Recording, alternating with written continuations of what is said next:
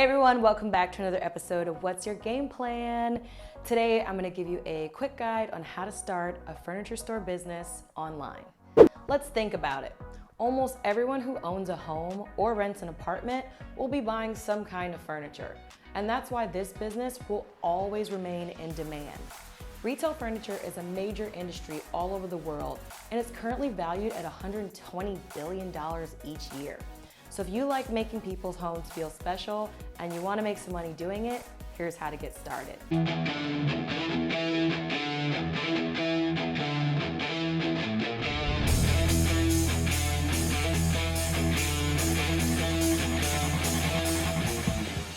So there are two methods to start this kind of business. You can set it up as a dropship store where someone else is responsible for shipping the goods to the customer, or you can buy, store, and ship out your own inventory.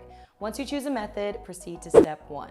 If you have no idea how a furniture store business operates, or you're a first-time online business owner, I recommend downloading a business plan from bplans.com.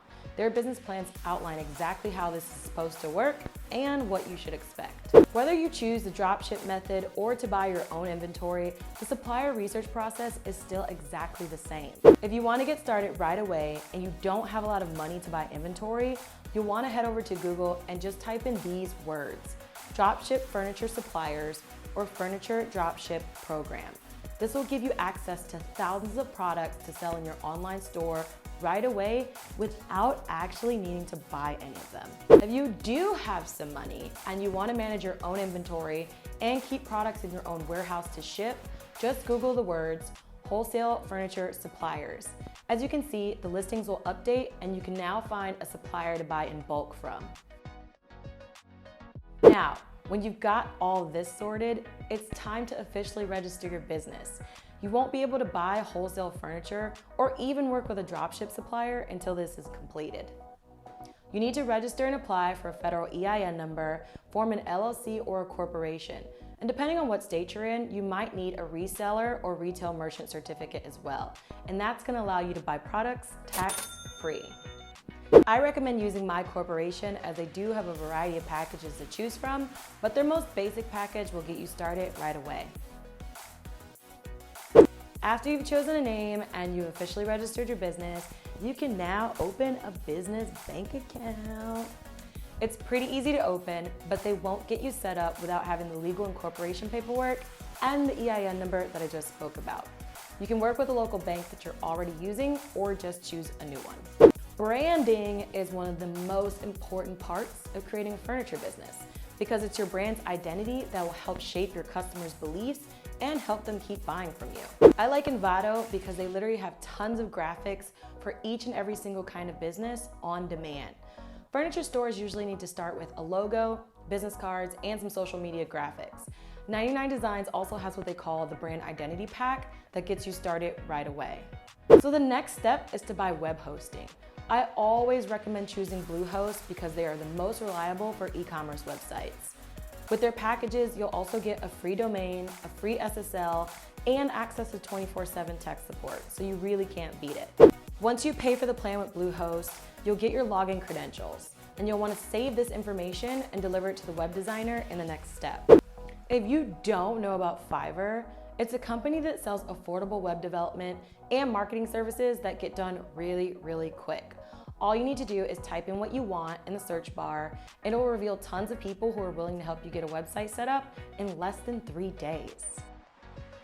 Once you choose the person you want to work with, give them the Bluehost details and communicate your vision and your plans for the website. While they're working on your new website, you'll need to activate what we call a merchant account. This is for your customers to pay you through. Many businesses use PayPal, Square, or Stripe.